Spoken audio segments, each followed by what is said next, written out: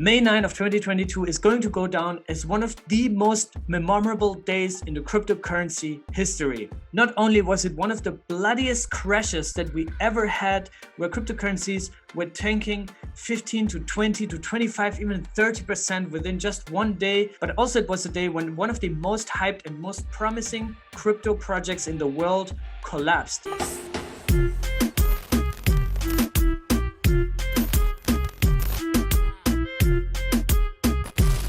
Algorithmic stablecoin UST has lost its peg and lost 40% within just a couple of hours. This is absolutely insane. We saw market value in the billions being wiped out within hours, within minutes actually. This is still very early and I'm just gathering the first information here to better understand what actually happened. And there's also a couple of conspiracies out there, but let's look into what we have for now and what actually happened. So first of all, stablecoins are dollar pegged or dollar backed. There's a big difference between those two terms. Coins, cryptocurrencies that exist on different blockchains, for example, on Ethereum is where you have most of the liquidity with USDT and USDC, but also you have more liquidity now on chains like the Tron network, on chains like Algorand, and also on the Terra network. So in general, stablecoins are needed if you want to get in and out of cryptocurrency positions, right, which are extremely volatile. So Bitcoin, Ethereum, Atom, all these coins fluctuate in value extremely, right? So for institutions, but also for retailers to basically get out of these positions and then buy back in, stablecoins are the perfect counterpart because you can just exit the volatile nature of cryptocurrencies by simply holding a dollar-pegged or dollar-backed stablecoin. Now, these two concepts are extremely different and very important to understand what's the difference between being backed and being pegged, right? So if we talk about a dollar-backed stablecoin, we're basically talking about an asset-backed stablecoin, which is, for example, what USD Tether or even USDC is, right? The simple logic is that somebody wants to issue and mint a stablecoin on the Ethereum blockchain, for example. Somebody wants to mint USDT on the Ethereum network. What they do is they send a bank transfer to Tether as a company, and they issue that USDT for you, which is backed one-to-one by the dollar that is in the bank vault and is backing that virtual dollar that is now being minted as a cryptocurrency. And vice versa, if you want to get out of your USDT position and want to get your real US dollar back, you will receive that because in theory, this stablecoin dollar is backed by a real dollar that is sitting in a bank vault, right? So you have an asset-backed stablecoin. Now, what Tether did over the years, they made things a bit more complex, obviously. They didn't really have audits. And then a lot of people were doubting that actually the amount of dollars that were printed on chain, the amount of stable coins that were minted are not actually backed one-to-one by the value that is in circulation, right? Which would mean that if there was a bank run and everybody wants to redeem their USDT stablecoins, the whole system would collapse because there's simply not enough liquidity. There's not enough collateral in bank deposits to pay out the investors, right? And especially Tether has a bit of a shady reputation here. They've been around for many years, I think 7, 8, 9 years at this point. They never really had proper audits from independent financial institutions. They always just said, guys, don't worry, we have enough liquidity, we have enough collateral, everything is going to be fine, just trust us, right? So that was kind of like Tether, and they're still around and they're still the largest stablecoin out there with a market value of 83 billion US dollar at the time of this recording. Now, another asset-backed stablecoin is USDC. And USDC is a stablecoin by Circle, which is a company that consists of a conglomerate of companies. Coinbase is involved there, as well as other big institutions and big companies, also from the banking sector. And apparently what they do is they publish these quarterly reports, audit reports by, I think it's Ernst & Young, which basically explains, hey guys, this is the reserves we have in deposits, and this is one-to-one backing the USDC that we're minting and issuing, right? So apparently USDC is way more regulated and way clearer also with their audits. There's a second category of stablecoins, which is called algorithmic stablecoins. And that is not backed by actual dollars in a bank vault. Those cryptocurrencies, those stablecoins are algorithmically pegged to the value of a dollar, but they're collateralized by another cryptocurrency, right? The first example was DAI, which was residing on the Ethereum chain. It still exists. It's a mixture of smart contracts, which was developed by the MakerDAO team.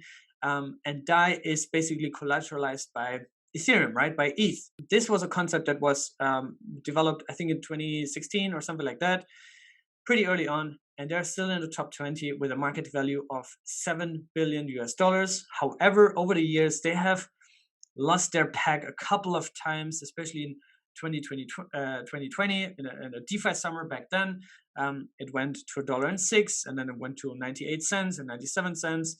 It even went to 90 cents if you look on CoinGecko here in 2019. So DAI has also had a little bit of a shaky past and volatility in there. But it was the birth of the concept of algorithmic stablecoins, right? And then a couple of years later, Terra came around and they introduced a new feature to the algorithmic stablecoin world, which is called mint and burn. And that was the birth of the UST stablecoin, which is a stablecoin that is being issued if you burn Luna. And UST achieved a market valuation as high as 18 billion US dollars, which even exceeded the market value of Luna itself, and lost its peg twice over the past 24 hours. And it lost its peg entirely with a free fall of 40% within just a few minutes last night. Now, in this amazing thread by John Wu _, which was recommended by you guys, thank you so much for sharing me that thread. He explains what happened, why it happened, and I'm going to go through some of the posts here in this thread because it's quite long. You really have to understand the correlation between Luna and UST, right? So you can always redeem, like I said, Luna for UST, dollar for dollar. So for example, if Luna is at 50 US dollars, you can redeem 50 UST for it, right? And in the same way, you can redeem 50 UST for 1 Luna. So what really matters here is the price of Luna. Now, in order to stabilize this mechanism, it's important to also understand that you will always only be able to redeem 1 UST for $1 worth of Luna, even if UST is above $1, right? So this basically incentivizes arbitrageurs to buy and redeem it for $1 and stabilize the price in that way, because they're actually making a little spread on it, right? They're earning money if they do that. Arbitrageurs are incentivized to defend the peg natively, right, on the open market. Now, this system only grows if there's actual utility and demand for UST, right? And the demand for UST predominantly came through Anchor Protocol, which is a money market on Terra, where you can deposit UST and you can earn up to 19.5% if you stake your UST, which means you deposit your UST in a contract and you earn 19.5% per year in UST on your UST, right? Which is an absolute no-brainer. No bank in the world paid you that. Currently, 40% of USD circulation is on Anchor, but it has been as high as 70%. So basically, most of the demand, that's the point here, for UST came because of these high yields that you can get on Anchor Protocol. Now, since the whole point of stablecoins is to have no volatility, which basically takes away the entire risk that you have in the cryptocurrency industry, but you can still achieve very high yields, why not just borrow a ton of money and leverage that up so that you can make 30, 40, 50, maybe even 100% on your stablecoin, right? And that's where a lot of crazy concept like abracadabra, and there's tons of more, I don't want to go into detail here, came up. And they basically started to leverage, to offer products that could leverage these positions up. And because of these crazy tokenomics, people would call it Ponzinomics, but very, very aggressive tokenomics, a lot of VCs, venture capitalists, investment firms, whales, they aped into Luna and they promoted it extremely hard. because the common narrative, and that's basically the logical consequences, that the more demand there is for UST, the more UST exists in circulation, which reduces the circulation of Luna, which basically forces the price of Luna to go up, which is kind of like a self-sustaining circle, right? It's a self-fueling circle that pumps up the price of Luna. And we have seen that over the past few months, especially when Bitcoin went down and the whole market basically went sideways or down, Luna went through the roof. This whole narrative worked out pretty well up until that point where UST lost its peg and had a massive bank run, and we're going to look into some of the on-chain stats in a second. Now, however, this concept only works until there's unstoppable demand for UST, or at least not a bank run or not a big sellout of UST, right? And it worked out pretty well. I mean, UST had a run, it went up to $18 billion in valuation. I'm not going to go into details here on why or whether or not it matters if the Luna market cap is smaller than the UST market cap, because effectively UST is kind of like supposed to be collateralized or stabilized through Luna, at least to some degree.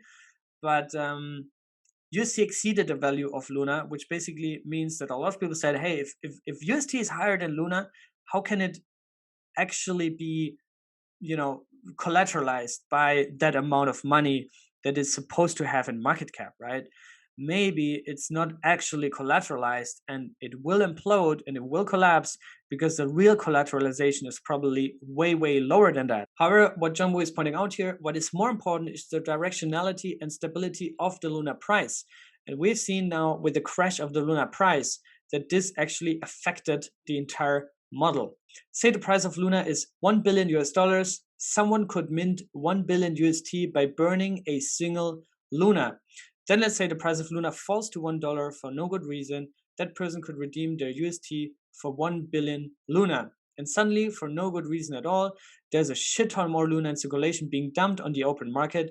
This is in essence what is happening today. This is also probably one of the reasons why the Terra, the Luna Foundation Guard, LFG, started to buy Bitcoin and collateralize UST with Bitcoin. A couple of VCs basically raised money together collectively to purchase $1 billion worth of Bitcoin with Luna. And the whole Bitcoin community was really excited about it because obviously it pumps their bags. So they're really happy to see this happening. And this should further have stabilized the whole UST peg, because now you can also redeem UST for Bitcoin, which is probably a more stable asset because it's tamper-proof, it's been around for so many years, and it has the deepest liquidity and just overall the highest market cap by far. However, what happened on the weekend is a couple of attacks, and we're going to look into some on-chain stats in a second, but 9-figure moves, which means billions of dollars of market selling in UST, which pressured the peg massively. Massive $285 million USD dump on Curve and Binance by a single player, followed by massive shorts on Luna and hundreds of Twitter posts. This apparently was staged according to him, and this led to UST being unstaked and dumped, UST being depegged due to the downward pressure, and UST holders redeemed it for Luna and then dump Luna. Now, in order to defend the peg so that UST remains close to $1 at least, the LFG, the Luna Foundation Guard, is forced and actually have already sold hundreds of millions in Bitcoin in order to defend this peg, right? So this was a very short story. Now, what the LFG came out yesterday was that they said we're going to put $1.5 billion to defend the peg worth of BTC, which they can now buy at cheaper prices because Bitcoin dumped to below $30,000 last night. It's stabilized now close to $32,000, but still they will be forced to do everything in order to collateralize UST, to defend the peg, and to drive more demand in the best case for UST, which, however, at this point, the trust is really broken with the community, with the investors, with the retailers. And I don't know how this is going to be resolved. But anyways, yeah, it's since then kind of recovered. It's currently sitting at 91.7 cents. But if you look at this 24-hour chart, this all happened in the last 16, 17 hours basically. But you can see this nasty crash here down to 60 cents, and now it's slowly recovers. I think the LFG, Do Kwon, the whole Terra team, all the VCs, they're doing everything that they can do right now to restore the peg, to get UST back to $1, and to stabilize the system, and then see what measures can be taken, what are the lessons learned also for other algorithmic stablecoins, right? There's a couple of them coming also in the Cosmos ecosystem with the Run protocol by Agoric. So there's a lot of unanswered questions. This is just my first initial reaction video, my first information that I got also from Twitter. But yeah, we have to wait and see when an official post-mortem comes out and what's the plan moving forward, right? Again, all these VCs and ventures are trying to do as much as possible to restore the peg. I'm sure Do Kwon is going to have a lot of sleepless nights ahead of him. These things happen in crypto. That's basically also what we signed up for in this industry. Extremely volatile, extremely experimental. And yeah, I hope you don't get washed out from this. I hope you sit down and try to understand how these concepts work. Yeah, I hope you took something out of this video. If there's more information that you can share also with me, please let me know. Hit me up on Twitter at Cryptocito. Join my Telegram group at Cryptocitos_friends. I'll see you guys in the next one. Stay safe and be good.